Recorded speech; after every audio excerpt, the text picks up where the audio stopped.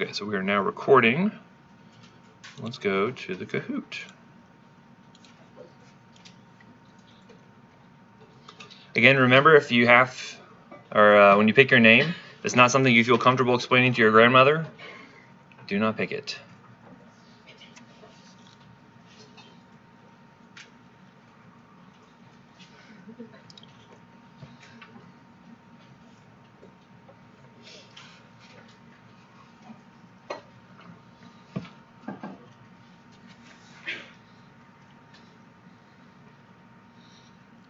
And again, I put 60 seconds on the clock here. You know, there are a lot of questions here, and I want to make sure we get through them all. So if you're just one of those ones, you're just like, I'm going to wait till the very last second before I click my answer, and go with some gusto here. Try to maybe pick an answer a little. Fortune favors the bold, as they say, right? Go with your gut.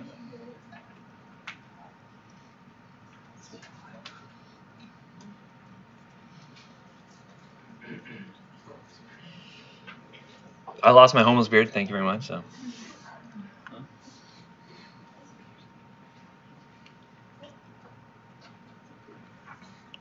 Actually, I only shaved because I was wanting to make sure I looked good for the candidates they were interviewing. They can't think that one of their faculty is possibly homeless. So.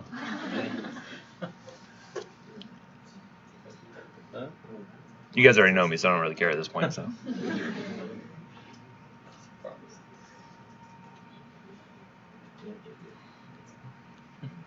We got 57 minutes. Go ahead and get started. The pen will be up there, so you can join in if you need to.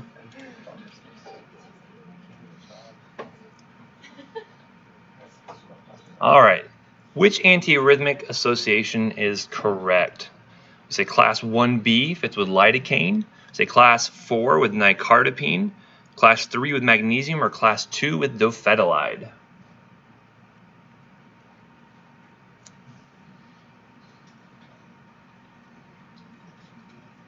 Good to know, because a certain class of antiarrhythmics are going to work better or worse for different types of arrhythmias. It's good to know that. You need to move to the front of the room. We have lots of room up here on the floor.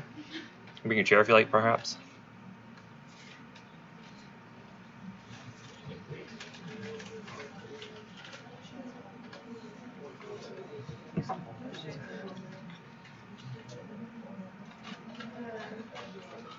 All right. So let's work through the classification. So class 1 is what? What do they do? Sodium channel blockers. Good, right? So then you can break them down in class 1A, B, and C. Okay, we'll talk about those in a second. Class 2, the beta blockers, right? Class 2 are beta blockers. Class 3, potassium channel blockers. And class 4, specifically with calcium channel blockers.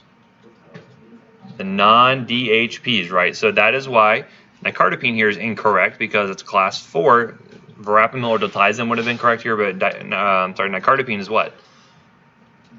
It's a DHP, right? So again, that would not be considered a antiarrhythmic there. Class 2 dofetilide, what is that? The big ones you want to think about as far as class 3 antiarrhythmics are like dofetilide, amiodarone. Those are some of the big ones you're going to be dealing with. Which beta blocker fits into class 3? Sotalol, right? Sotalol is going to be the one that's kind of the oddball there, where it kind of fits more into class 3 than it does class 2. Again, it's going to have dual action there, but we think more about it as a class 3. How about magnesium? What class that fit into? It's like a miscellaneous one, but what do we use it for? Torsades, right? Lots of other things as well. Use it for asthma. We can use it for other things, but torsades is a big one you'll see for as far as an antiarrhythmic goes. Okay, and then class 1B.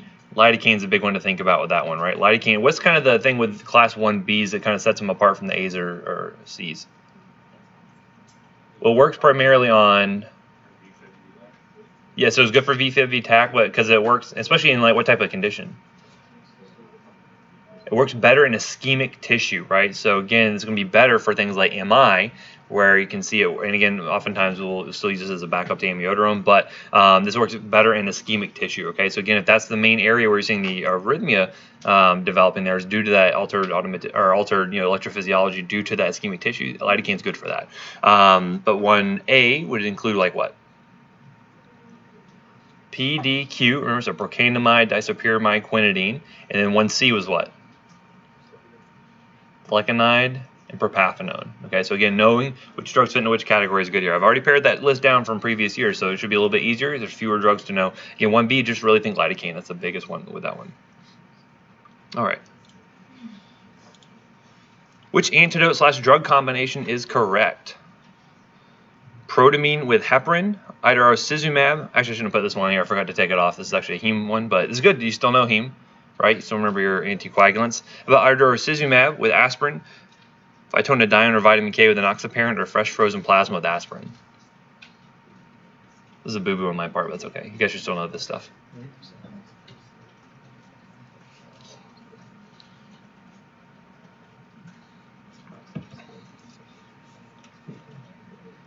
Very good job. Yeah, protamine with heparin is the combination there. What does idarosizumab work for? It's that dabigatran. Yeah, Pradaxa is the one for that one. Vitamin K is for warfarin, good in FFP. It's also pretty good for warfarin as well, right? Because you can replace those clotting factors. Very good, very good. Which med would have the fastest onset of action for treating all symptoms of anaphylaxis? The fastest working anaphylaxis med would be diphenhydramine, methylprednisolone, sodium chloride, or epinephrine.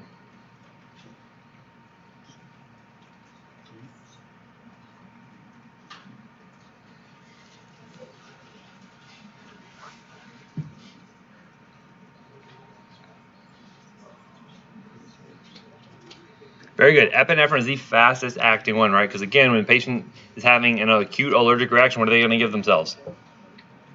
The EpiPen, right? Because again, that's going to be fast. It's going to be kicking in and treating all those symptoms there, right? The hypotension, the swelling, the itching, all that stuff is going to be fixed with that, right? What would you consider to kind of be second fastest?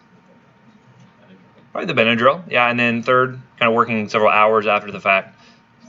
Yeah, the steroid, right? So methylprednisolone would be there. What is sodium chloride for?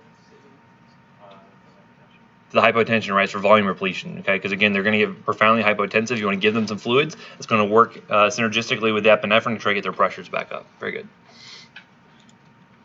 Which medication has the slowest onset of action for chronic treatment of asthma? So a little bit different question here. Would it be mometasone, the omalizumab, theophylline, or albuterol? Which have the slowest onset of action?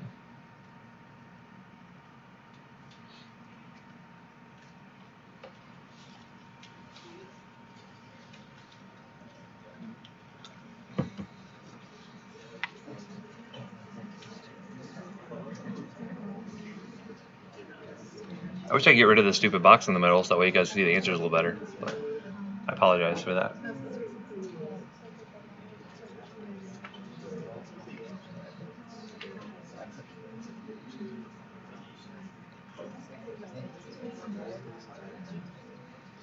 Interesting. All right, so the big thing with this one is that what takes the longest time to really kind of kick in and be effective for long-term management of asthma? The inhaled corticosteroids, okay? Inhaled corticosteroids like fluticasone, beclomethasone, budesonide, any of those are going to take some time to kick in because, again, they have to get down to the lungs. They have to work on the transcription factors, work down in the nucleus to try to get that inflammation under control. Those take time. It can take several weeks before you really see kind of full effect here, right? Now, omalizumab does what? Binds up IgE, right? So again, as soon as you inject the drug, it's going to start to bind up the IgE. It's pretty fast acting from that standpoint, right? Theophylline, similarly, is going to have more direct effects, right? So again, the main point here is that the steroid takes time to kick in because it's having to work a little bit more indirectly, okay? Now, albuterol, we know it's very fast acting. That's what we use for our rescue inhalers. But again, do we use that for chronic management of asthma? No, that's what we consider what? Rescue medication or an acute sort of acting medication there, right? So similar to how we see like with angina, we have controller medications and we have like the acute treatment medications, like the same delineation happens here. Okay. For arrhythmias, beta blockers are considered, and I've already given away the answer, so there you go. Oh, I'm sorry, there we go. A rhythm control or rate control, I did not give it away, thank goodness. Would it be rhythm control or rate control? What do you think? The beta blocker. We'll exclude Sotalol from this talk here.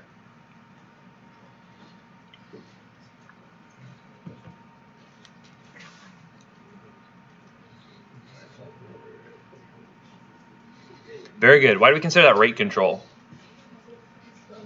Slowing down the heart, right? Does it actually treat the actual arrhythmia itself? No, it's just going to slow things down, right? So again, rhythm control will be something that was actually converting them back into a normal sinus rhythm. Beta blockers are just slowing down that conduction from atria to ventricles, so that way the ventricles can remain beating at a normal rate where they can go ahead and be efficient at pumping, right? Again, are beta blockers better for, say, ventricular arrhythmias or, say, supraventricular arrhythmias? Super, right? They don't really actually treat any of the actual ventricular arrhythmias. Sotalol could because it has that potassium channel blocking activity, but we're kind of excluding that from this talk right at this moment. Okay, so again, sotalol is kind of the weird one. Very good. Which test should be ordered before starting Tazarotene in a 26-year-old female? Should we get LFTs? Should we get a urine HCG? Should we get a urine drug screen or a CBC? The question is Tazarotene. Which drug is that? What is that for?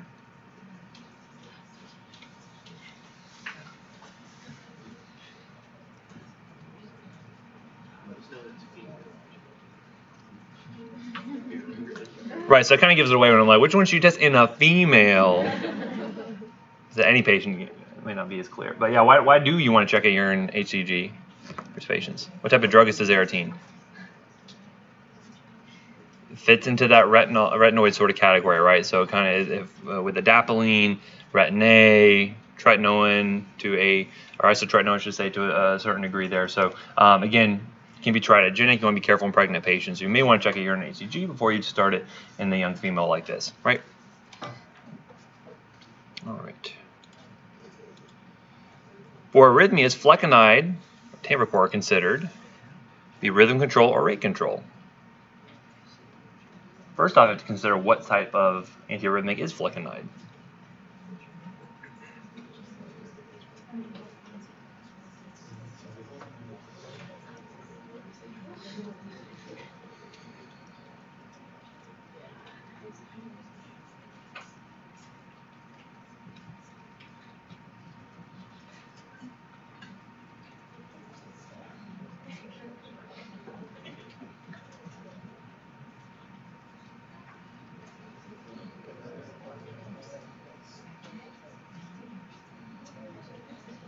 That one person just waiting like, got 50-50 shot. They probably quit. Oh no, that's no good. They're still logged in. No one should feel that hopeless and have to give up at this point, okay? All right, so again, flecainide in this case would be considered rhythm control, right? Because flecainide fits in which category? 1C, right? So the 1Cs are going to be affecting mainly sodium channels, good, and that's going to be able to help kind of reset that rhythm there. It can help to convert that patient from an arrhythmia back into normal sinus, okay? So again, that can be very useful from a rhythm control standpoint. It does not actually do the rate control, will not actually slow down the heart rate at all, okay? Which medication provides mortality benefits in patients with CHF? Would it be hydrochlorothiazide, acetazolamide, furosemide, or spironolactone? Mortality benefits.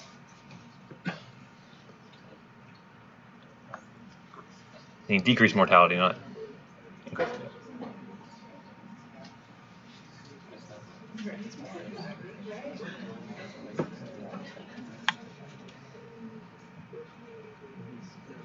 Oh, it's handy. I guess you can use that TV back there to look at your answers.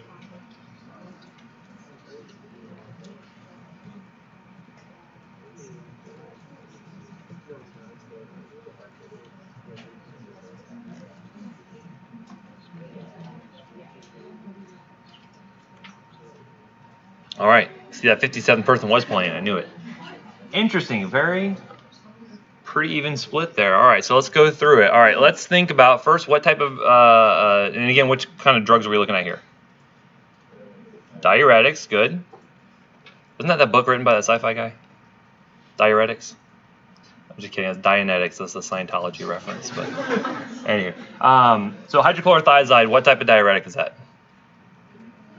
Thiazide diuretic, right in the name, easy, right? Acetazolamide, what type of diuretic? Carbonic anhydrase inhibitor, right? Again, it's an earlier section of cardio, but guess what? It all comes back, right? Acetazolamide is a carbonic anhydrase inhibitor, right? So that's working where in the renal tubule? Proximal convoluted tubule. Very good, very good. Furosemide is what type? Loop works in the loop, obviously. Yep, there you go. And spironolactone is what type? Aldosterone antagonist, kind of more broadly can consider a potassium-sparing diuretic, right? Good. Spironolactone is the only one out of this group that has actually shown mortality benefits in patients with CHF. Now, does that mean that's the only one we use for those patients? No. What else would we might use for those patients? Lasix is good. Lasix is good for what? Getting rid of that fluid, right? So again, if someone having acute decompensation or if they need kind of chronic management of that fluid, loops are great for that. What about the hydrochlorothiazide? What could that be useful for? Yeah, hypertension management, right? Not great as a diuretic just to get fluids off, but good as an antihypertensive agent, right? So you may have someone who's on spironolactone and HCTZ and maybe having like a PRN prescription for Lasix, right? Now, the question is, which ones would I have to worry about hypokalemia with? Any of them other than spironolactone, right? Because again, it's an aldosterone antagonist that's going to be potassium sparing, so potassium can't go up with that one, right? So remember all these different electrolyte shifts. Remember which ones are going to be good for which sort of indications. Very good. Which patient would be contraindicated from receiving alteplase or TPA? Be a shellfish allergy, a pregnant patient, blood pressure of 190/110, or serious GI bleed 6 months ago. Who would you not want to give TPA to?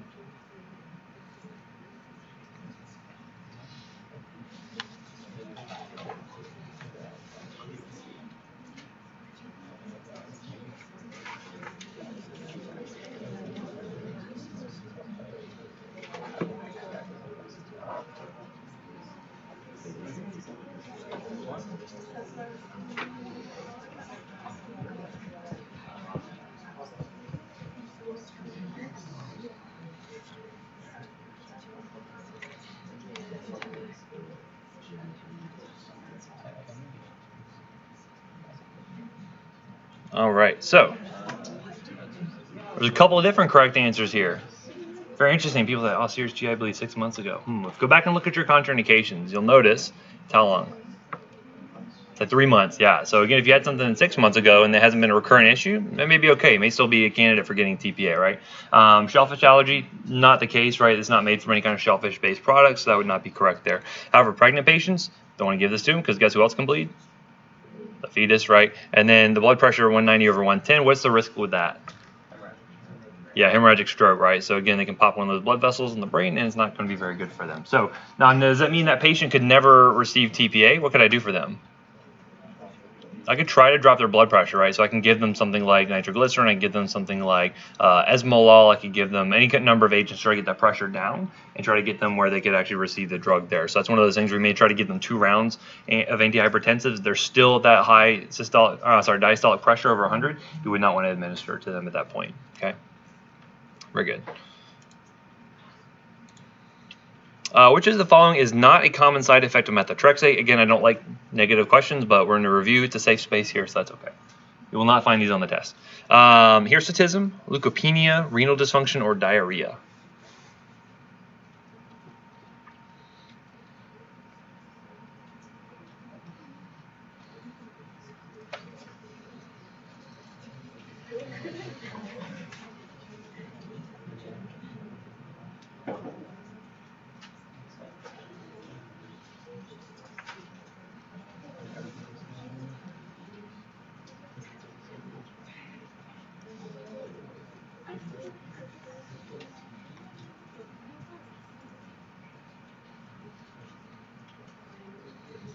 Very good. Hirsutism is not a common side effect of methotrexate. Let's look at the other ones. Why do you get leukopenia? How does methotrexate work? It's a folate agonist, antagonist? Antagonist, right? Broadly, that fits into what category? Anti-metabolite, right? And again, by inhibiting folic acid utilization, we're inhibiting nucleotide formation. Thus, you cannot replicate that DNA. You're going to be hitting those rapidly dividing cells, namely our white blood cells are going to take a hit there. So that's a very common thing you see there. Why would you see diarrhea? The GI tract's going to take a hit as well, right? Because again, rapidly dividing epithelia, you're going to be losing some of those. Diarrhea can happen there. How about renal dysfunction? Now, this isn't where it's killing off renal cells, but more importantly, what's it doing? It can crystallize out, right? So again, with more acidic urine or more concentrated urine, this is where you can find that crystallization that can occur, that precipitation that can cause interstitial damage to the kidneys. So how do I combat that? What do I do to prevent that? And give them lots of fluids, What else can I do? Diuretic, usually not going to give diuretics. If you can try to replete them with fluids, that's always going to be a better option than trying to get them. Because again, if you give them just diuretics by themselves, then they just become dehydrated, and that can kind of cause that concentration to occur as well. So typically, if we can get them fluids, that's always going to be preferred. But you may use the combination there. Sodium bicarb is the other one, right? If you can alkalize the urine, try to get the pH up, that's also going to be very helpful there as well. So that'd be one thing we would do. Good. And then what could I do to fix, like, say, the leukopenia? What could I try to do to try to spare those cells after I administer the methotrexate? Is there any kind of rescue medication I can give afterwards? It's folic acid? No, folinic acid, right? What's the difference? The activated form. You can give folinic acid as a rescue. That's that leucovorin rescue you can give after a big dose of methotrexate. Try to spare some of those healthy cells once they receive that methotrexate. Right, good. What could I do if I just wanted to get rid of the methotrexate? I just wanted to directly metabolize it. What antidote was that? That was like glucarpidase, or the Viraxase was the brand name there. Okay, which medication is best suited to treat an acute episode of angina? Would it be amlodipine, nitroglycerin, verapamil, or metoprolol? Acute episode of angina.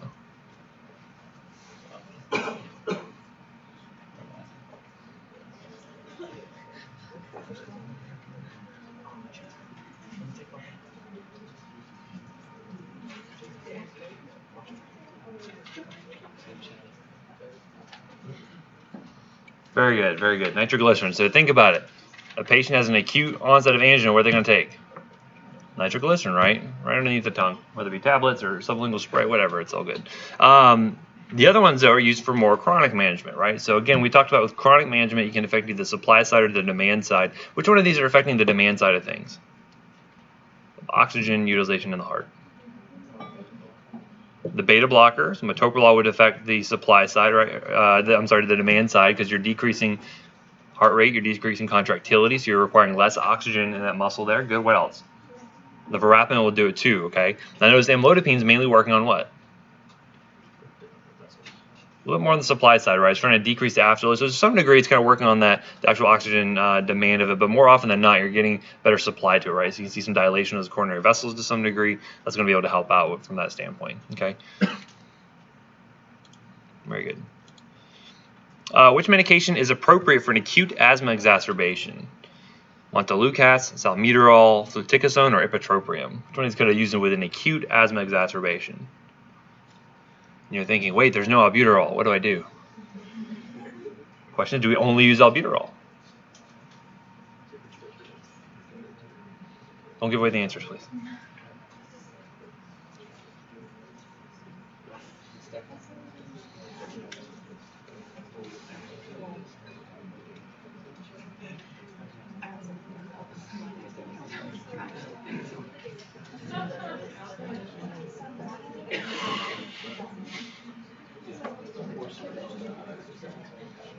Very good. Ipratropium is the correct answer in this case. So let's look at the other medications here. So Montelukast is what? Does what? The leukotriene receptor antagonist. Not good for an acute onset of an asthma attack, but good for more kind of as a controller medication. Actually, it's probably the wimpiest out of the bunch looking at this, but for some people it can be useful for sort of adjuvant sort of medication here, right? Okay. Salmeterol is what type of drug? The long-acting beta agonist. Not good for an acute asthma onset. Remember what we said that would be contraindicated from use as monotherapy for an asthmatic patient? Long-acting beta agonists. You don't want to use these by themselves. They actually found some increased mortality in those patients. That's no good. Fluticasone. Not good for an acute asthma exacerbation, right? Because again, that's an inhaled corticosteroid. It's going to take some time to kick in. Alternatively, what could I put on here that you can use for an acute severe asthma exacerbation? More systemic sort of steroid. Yeah, obviously albuterol could have been a very good answer there. Leave albuterol would have been a very good answer there. But the point I was trying to have you guys read my mind to figure out was that you could use systemic corticosteroids. Those tend to work, again, not as quickly as an albuterol, but still can work pretty quick. Within several hours or so, especially with the severe exacerbation, they prevent sort of that late phase bronchoconstriction that occurs there. So what would be some examples of systemic corticosteroids we could use? Prednisone, dexamethasone, solumedrol, methylprednisolone, any of those would have been totally fine to use in those cases there, right? Ipratropium is what type of drug? It's anticholinergic, antimuscarinic more specifically, right? So it's going to help with helping that bronchoconstriction. And so you can oftentimes see that those duonebs, or the combivent, which is a combination of what? Ipratropium and albuterol, right? So again, you can use those two together, and very frequently that's what we do as part of our ED asthma order set. Is we'll do combination albuterol, ipratropium, hit them with 3 doses, 15 minutes back to back, and then generally that will help a lot with that bronchoconstriction and help them breathe a little bit better. You were concerned for MRSA pneumonia in a patient. Which antibiotic would cover this? Switching back to antibiotics.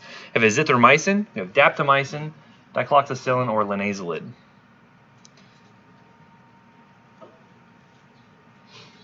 But dicloxacillin, I guess, but it should be cillin. What do you think? What's going to cover an MRSA pneumonia in a patient?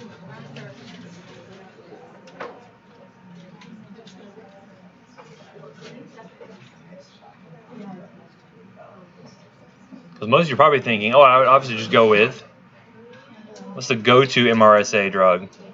Vancomycin, but vancomycin is not an option, so you got to think about your backup drugs here, right? So azithromycin, does that cover MRSA? No. Daptomycin, does that cover MRSA? It does cover MRSA, but you can't use it in the lungs, right? Because it actually gets inactivated by the surfactant there, so you can't utilize daptomycin for the lungs there. Dicloxacillin is good for what? MSSA, right? So if it came back, if I was covering for MRSA with vancomycin initially and it came back MSSA, then I could pare down therapy to something like dicloxacillin. Good. And linezolid is a go-to MRSA. If you cannot use vanco, it's a good backup agent to that. What drug interaction I have to worry about specifically with linezolid? You don't see with many other. Yeah, serotonin acting drugs, right? So if they're on medications for like depression, like Zoloft or Lexapro, anything like that, that can interact because linezolid does what? Blocks monoamine oxidase, right? So it helps prevent the breakdown of things like serotonin. Good. Which controller medication is used in COPD but not asthma? Be ipratropium, albuterol, tiotropium, or beclomethasone. These are used for COPD management but not asthma.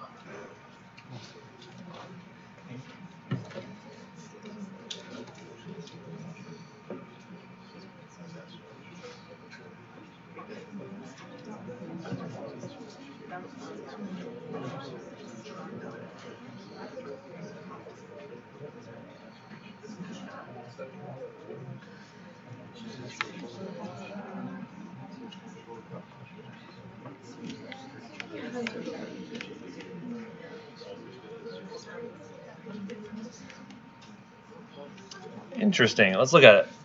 So first off, he said what kind of controller medications? Which one of these are not controller medications?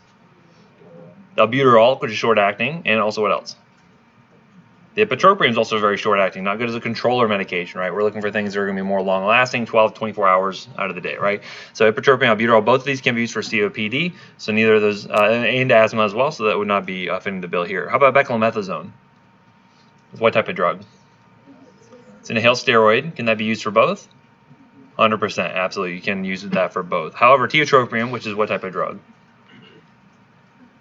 It's the salmeterol to albuterol sort of association where you have tiotropium to ipratropium, right? So tiotropium is a long-acting antimuscarinic that is specifically for COPD. Do not use that for asthma. Okay.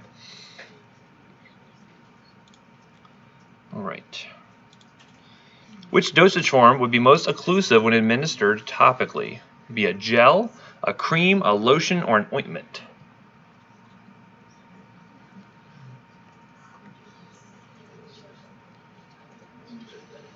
Follow-up question, which one do you not want a fly to get into?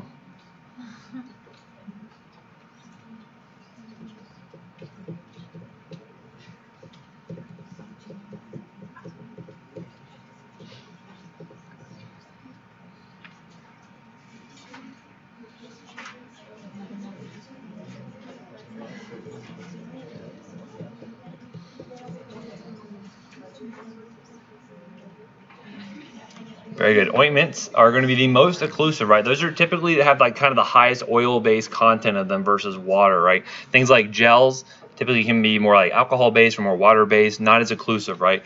Creams, lotions, again, similarly. Again, think about kind of how they feel on the skin. Like an ointment's usually very thick, usually going to leave some sort of residue behind. Those tend to be more occlusive, and increasing that occlusiveness does what to the drug?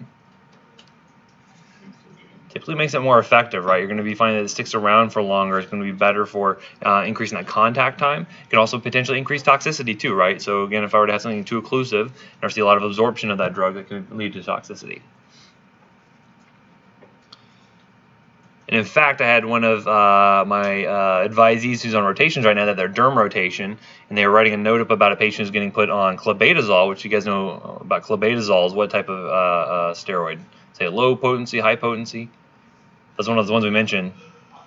Super high potency, right? And so the patient's having manifestation on their hands and also on their face. It was a patient education point about that clobetasol. Don't use it on the face, right? Because again, thin skin compared to elsewhere, you can see a lot of absorption, right? Review derm, you'll see it on there, I guarantee you. Just trying to mention it does come up in actual real life practice. I don't just tell you all these things just to hear myself talk. It's an important concept, but not the only thing I do it for. Patient taking sildenafil or Viagra for erectile dysfunction is at risk for severe hypotension if he mixes it with nitroglycerin, digoxin, amiodarone, or carvedilol.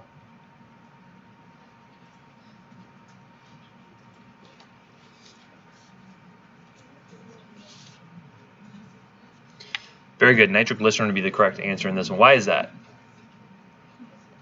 Nitroglycerin stimulates what pathway? Then the vascular smooth muscle. Nitroglycerin will stimulate nitric oxide, right? Not nitrous oxide. Nitrous oxide is what? Laughing gas, right? Nitric oxide, which you know is vasodilatory. What does the phosphodiesterase inhibitor, such as Viagra, do?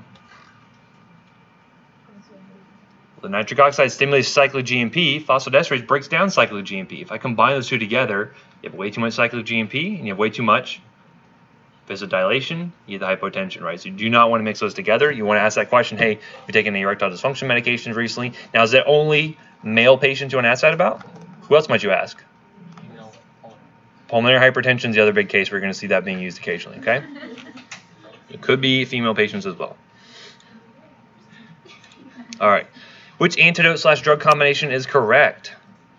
We say dexrazoxane with vincristine. We say folinic acid and methotrexate, mesna and cisplatin, or acrolein and cyclophosphamide.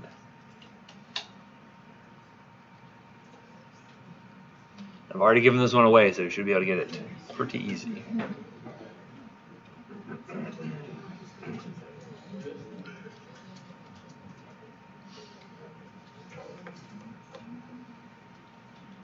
Real key to this is figuring out which questions I forgot that I actually put on here so that I give it away in an earlier question, and then you can answer very quickly. Get your score.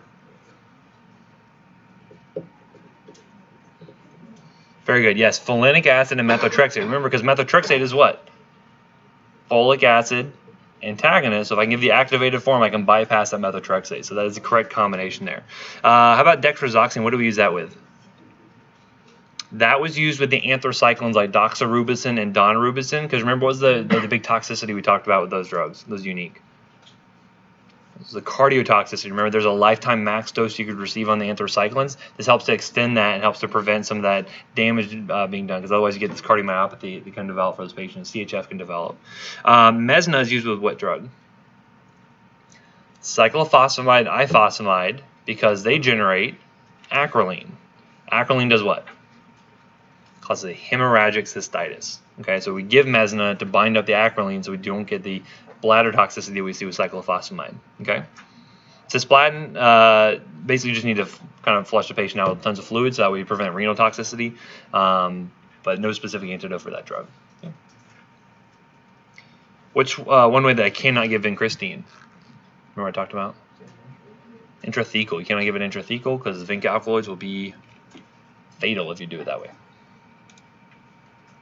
Okay, which of the following inhibit DNA synthesis by acting like a false nucleotide? Would it be etoposide, docetaxel, methotrexate, or cytarabine?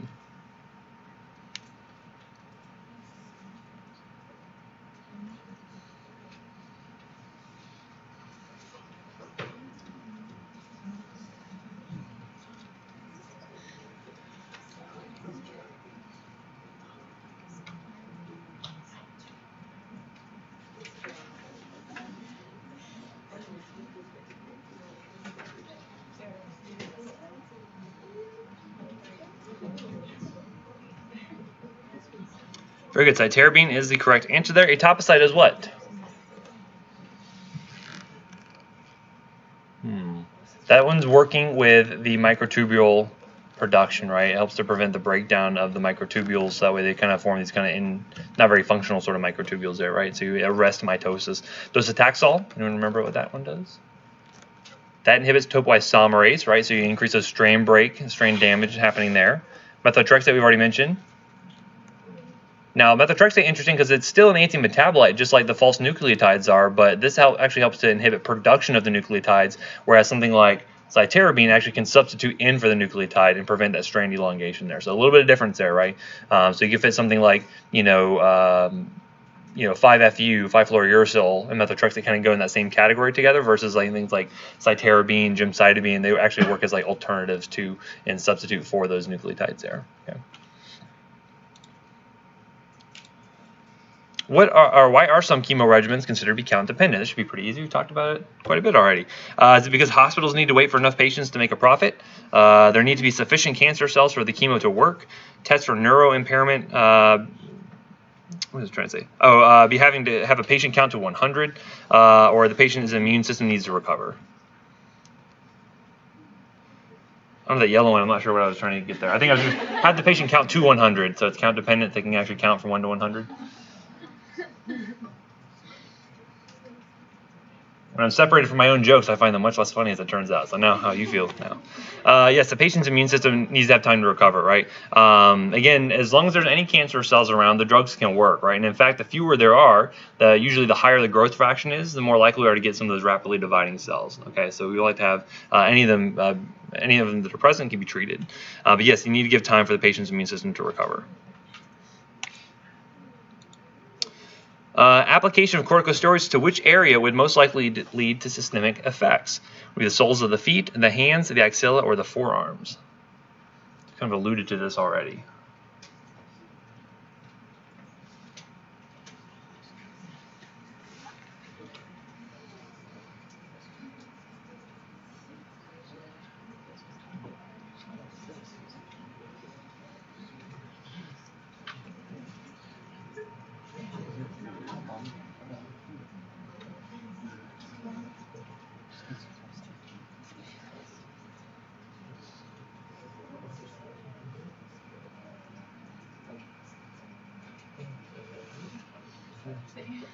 Very good. The axilla would be the thinnest area of skin out of the bunch here, where you'd see the most absorption that could occur. Where else might I have put on there that could have been correct? The face is good. What else?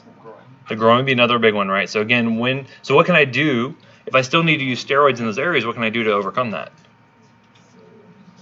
Use lower potency steroids or use smaller concentrations, right? So again, if the patient's having severe inflammation, I can use something instead of like a clobetasol, maybe using like say on the hands or the arms. I can get away with using something as a more moderate or maybe kind of very low potency sort of steroid. Hydrocortisone probably going to be fine in most of those areas of very thin skin.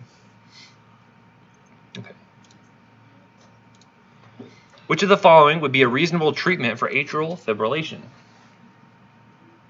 Would it be lidocaine, nitroglycerin, adenosine, or diltiazem? Patient atrial fibrillation. So this is trying to think about where are these antiarrhythmics actually working?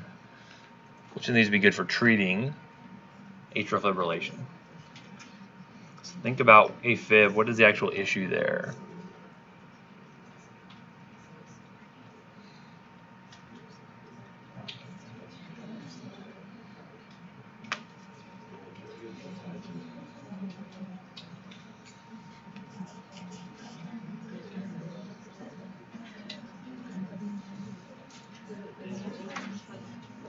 Very good. So let's reason through this. So what's the issue with AFib? You have a rapid conduction from the atria down to the ventricles. Right now, for the ventricles to fill appropriately, do you need the atria really kind of working very efficiently? Not really, right? Because again, most of the filling of the ventricles happens with what? Just with gravity, right? As soon as that valve opens up, most of the gravity is going to draw that blood into the ventricle. However, if you're conducting very rapidly between the atria and the ventricles, and that ventricle is starting to pump very, very fast, is it going to be all that efficient? Not really, because you're not really giving it time to really fill up and really eject a good amount of blood there, right? It doesn't really have enough time for that squeeze. So we want something to help to slow down that conduction from the atria to the ventricles in order to allow for those ventricles to be a little bit more efficient at what they're doing, okay? So lidocaine, we mentioned, is good for what? The 1B antiarrhythmic is good for areas of ischemia, right? So if I said something like an MI, a ventricular arrhythmia due to MI, lidocaine might be a good option there, right? It's better for ventricular sort of arrhythmias. Nitroglycerin, would that worsen things, make things better? Well, nitroglycerin typically does what to the blood vessels? It's going to dilate them, which can lead to a reflex. It might actually worsen it, right? So nitroglycerin would not be correct in that case there. How about adenosine? Adenosine, I can see someone getting this wrong because of thinking about the way that it's working, because adenosine does what to the heart? It stops it, right? So it stops it for a brief period of time, and then it helps to kind of reset the normal electrical activity. That's going to be better for what type of arrhythmia specifically, though?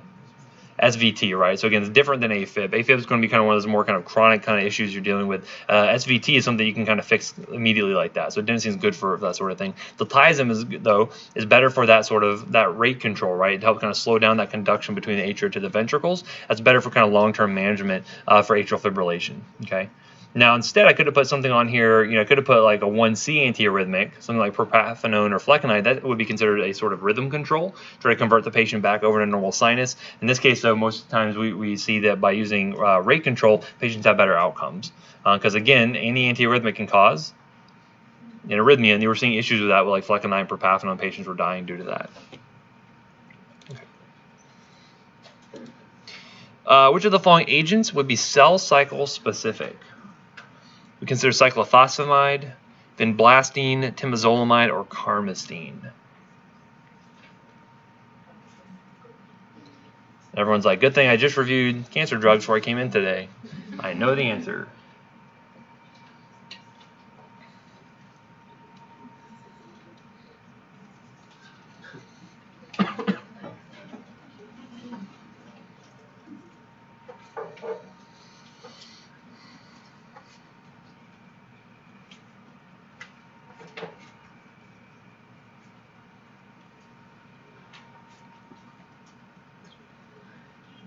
All right, so let's look through this. So, going through, why is it vinblastine? Why is that the right answer? Vinblastine is working on what? The microtubules, right? Microtubules are important during which phase of the cell cycle? The M phase, right? If you can't divide those chromosomes, you can't complete mitosis. So in that case, it's only going to be useful during the M phase of cell cycle reproduction. So vinblastine would be considered cell cycle specific. Okay, that makes sense based off the mechanism. How about like carmustine, temozolomide, cyclophosphamide? What type of drugs are those? Well, those are going to be the alkylating agents, right? Those are all different flavors of alkylators, and guess what? They can just bind up any DNA they find. It doesn't really matter if it's rapidly dividing or not. Okay, so again, those are cell cycle non-specific. You can use it at any point, doesn't really matter. Now, had I said instead of cyclophosphamide, I said cytarabine, which can oftentimes get confused with one another. Cytarabine, as we mentioned, was what type of drug? It was one of those anti-metabolites that actually substituted in for one of those nucleotides. Now, would that be cell cycle specific? It is, because it's only working when you're actually producing new DNA, right? So during the S phase, it's going to be much more specific to working at that point there, right? If the cells aren't making new DNA, it's not going to be able to get incorporated into that DNA there, right? So these are things to kind of consider, like which ones are cell cycle specific versus not, based on how their actions are actually working. Yeah. All right. Which of the following medications have mortality benefits in CHF patients? Say lisinopril, candesartan, enalapril, or irbesartan. Which one of these would have mortality benefits?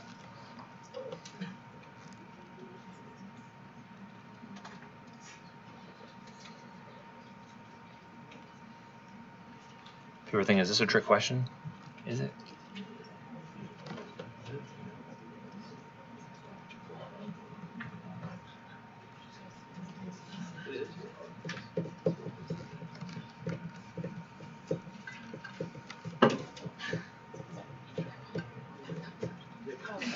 They're actually all correct. I was trying to trick you, into the right answer. So what's the key point here, right? So we had two different types of drugs here. We had ACE inhibitors and ARBs, right? Both provide mortality benefits for patients with CHF. How do they do that? help get the blood pressure down. They help with the remodeling of the ventricles. That's the big thing, right? It's helping to try to prevent further damage being done and trying to preserve that left ventricular function as long as you can. So again, all the CHF patients that need to be on an ACE inhibitor or an ARB, either one will provide those mortality benefits. Okay. Which of the following would provide coverage against Legionella? Let's say we have a patient develops a Legionella pneumonia, Legionnaire's disease. Would be azithromycin, clindamycin, moxifloxacin, or cefazolin. Might have had this on the Pharm test recently, perhaps. I don't know. Should you cover Legionella? Legionnaire's disease? Where do you normally get Legionnaire's disease from? AC units, yeah. Here we just have non-functioning AC units, so I don't know, maybe that will increase our risk for Legionella, who could say? What an interesting case series that would be, though. The whole PA classroom comes down, the Legionnaires.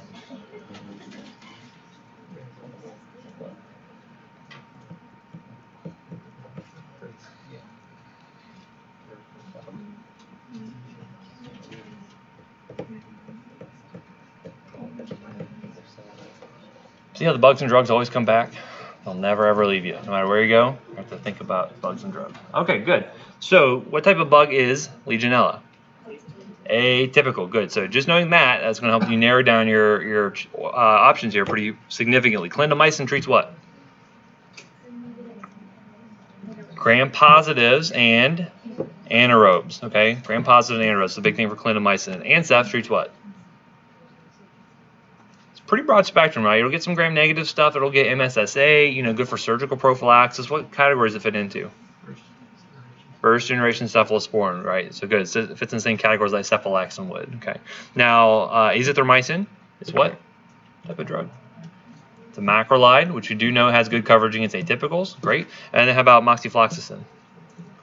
Fluoroquinolone, yes, that also would have good coverage against that as well. Okay, so either one of those would be totally fine. You need coverage against Legionella. Very good.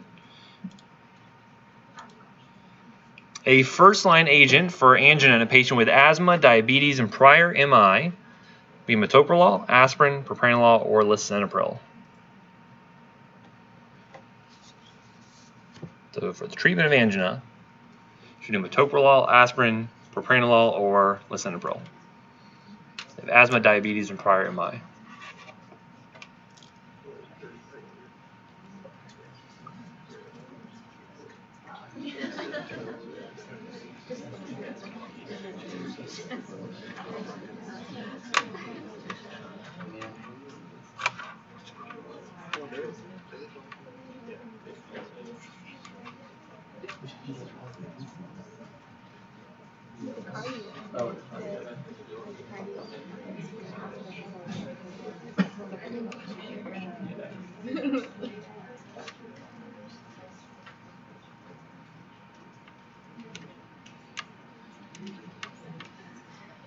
All right, interesting split here. Okay, so should this patient be on aspirin? Probably. Is that going to treat the angina specifically? Nah.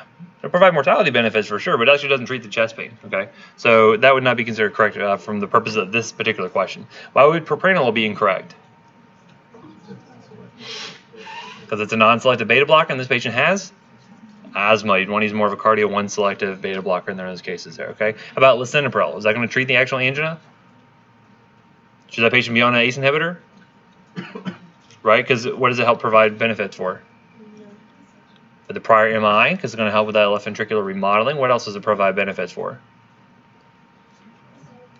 Guy's got diabetes, good for his kidneys, right? It's nephroprotective. So a patient should be on aspirin and lisinopril, but it's not necessarily going to treat the actual angina the patient's experiencing, right? Metoprolol, though, would be a good first-line agent for sort of that long-term sort of control and prevention of symptoms there. Okay, very good. After failing OTC benzoyl peroxide, which medication would be next indicated for acne just on the face? Would we go with hydrocortisone, doxycycline, lithium, or adapalene? What do we think?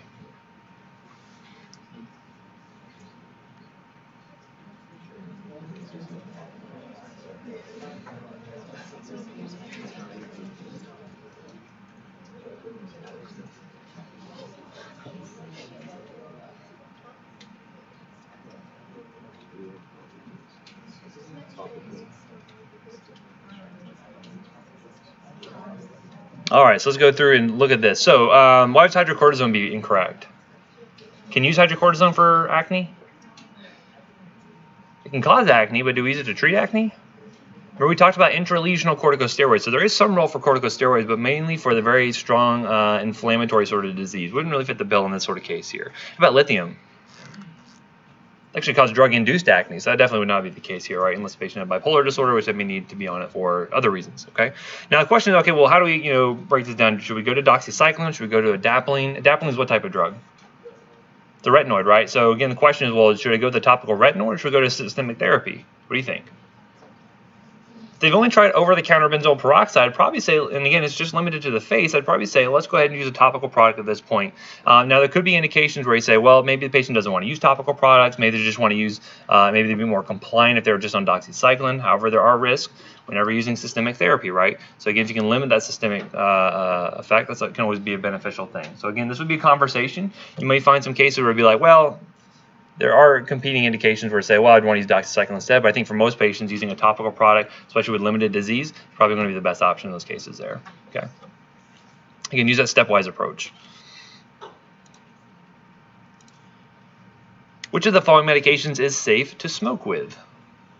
We have albuterol, nicotine gum, bupropion, or varenicline. So you're looking at smoking cessation options.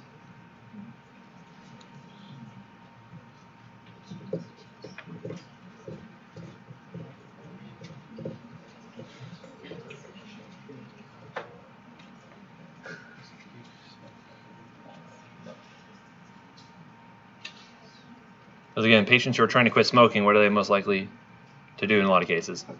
Start smoking again. All right? Smoke. Just remember that. Subliminal message. Family Guy, I believe. So the question is, what things would be safe for them to use along with it? So could they use albuterol if they had asthma and smoking? Yeah, absolutely. That would not be contraindicated, right? Bupropion. How does that drug work? We talked about that briefly. That one's working on dopamine reuptake blockade, right? So it's kind of like a SSRI, like used for depression. Bupropion is also used for depression, but now we're starting to use it for more these cases of addictive sort of indications like eating disorders, overeating disorders specifically, nicotine addiction, things like that. That's okay to smoke with, right? Because again, you're not having that additional nicotine sort of effect there. How about the varenicline? How does that drug work? It's a partial nicotinic receptor agonist, right? So why is that okay to smoke with? Because it's only partial agonist and it's occupying that receptor. So even if they smoked on top of it, it would not go in and then kick that drug off. It would stay there. And so you don't see any additional nicotine effect when you're smoking with it. So it's okay to use those together. If a patient has relapse, that's totally fine. However, if they were on the nicotine gum, that's providing what for them? Nicotine. And they smoke on top of it, guess what? Way too much nicotine, right? So again, that can lead to increased toxicity if you were to mix those two together, okay? So good patient education sort of points there. Okay. Which medication would be appropriate for coverage against Pseudomonas and ventilator-associated pneumonia? Would it be ceftriaxone, levofloxacin, vancomycin, or piperacillin tazobactam? Which one of these would be appropriate to cover Pseudomonas? Patient with ventilator-associated pneumonia.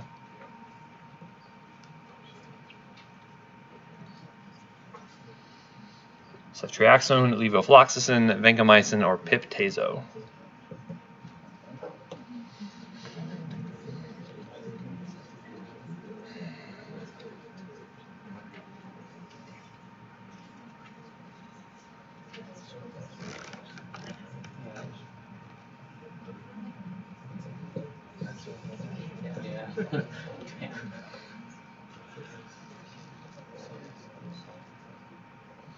Very good. Yes, almost a completely even split between the two. Yes, either of these would be totally fine, right? So ceftriaxone, does that have coverage against Pseudomonas? No. Good broad spectrum coverage, but not good specifically if you're looking at Pseudomonas. What would I need to upgrade it to get coverage?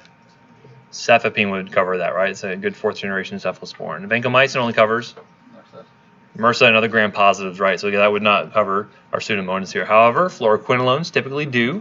That levofloxacin would be totally fine here. Pip-tazo would be totally fine here as an anti-pseudomonal penicillin. What else could I have used here?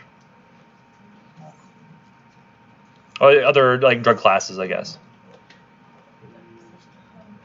Carbapenems would have been fine. So meropenem, imipenem, doripenem, everything except for ertapenem. Ertapenem is kind of wimpy. The wimpiest of the carbapenems would not have good coverage against Pseudomonas. What else could I have used? Aminoglycosides would be the other big class here, right? We already mentioned fluoroquinolones, levofloxacin up there. But yes, aminoglycosides would be another good coverage. And what's the important thing about covering for that Pseudomonas? Is one drug good enough? You got double cover it, right? So again, that's why you need to know the different classes that will cover that, or different options, because you need to oftentimes double cover it, okay? Good.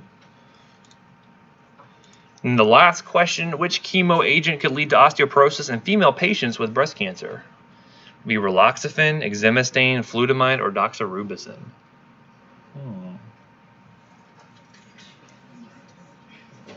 So kind of looking at our hormonal agents here.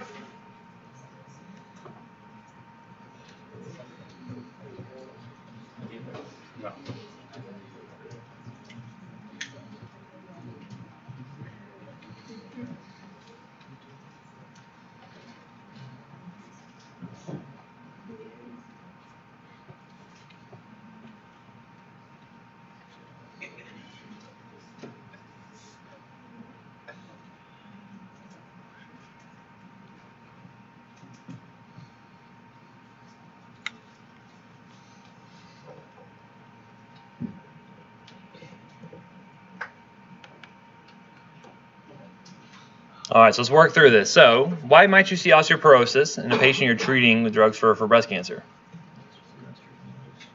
So either we're depleting estrogen levels, or I'm giving them something that is blocking the estrogen receptors, right? So there's kind of two components there. So with raloxifene, that's a selective estrogen receptor modulator. The nice benefit with that one was the fact that it acts as an antagonist in the breast tissue, but act as an agonist in the bone.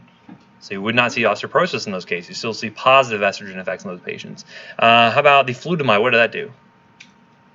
It's actually an anti-androgen, so I really wouldn't have any of those issues there. You'd see doxorubicin was what type of drug? That was an anthracycline. So again, that was specifically working against those cancerous cells, but did not have any effect specifically on estrogen levels at all. However, exemestane worked on what enzyme? You kind of see in the brand name. Aromatase, right? So again, this would be an aromatase inhibitor, and I cannot produce new estrogen by blocking that enzyme aromatase. By doing that, estrogen levels would drop pretty precipitously, and then you would see, less estrogen effect on the breast tissue for sure, but you also see it everywhere else additionally, right? So basically putting the patient into menopause or worsening it depending on the age of the patient, what their status is. So that one would worsen osteoporosis, or it could lead to it potentially if you were not monitoring that effectively. Okay, make sense? Okay, so that is the last question. Drop top. Who was drop top? Fantastic, great job. NAD. Very good job. I can never tell if you guys are using your initials or not, but very good. Yes, now I know that. I was like, I don't want to assume what else that could have been for. Little Bill. It was Little Bill. Very good job. Very good job. Because it's the last test for the semester, you get 2 free answers, A and A. There you go. Never said I didn't give you nothing. Any questions that I can answer before you go? Let me check the Linowet one last time. Refresh this. No new questions on here, please. If you want to post questions there, I'll try to look at them. Otherwise, email me. The benefit here is everyone can go back and look at this stuff. I'm going to post the Kahoot there so you can take it again if you want to and kind of review some of those questions. The video will be up. Anything I can answer for you before close out. Get a little bit extra time for your next class. Fantastic. Enjoy it. Remember, study, study, study. This is the last test, but don't worry, we're going to have more tests. You'll see more of me before the end of the semester because FU Bio is still going strong, so just you wait. All right, I'll see you guys later. Thanks.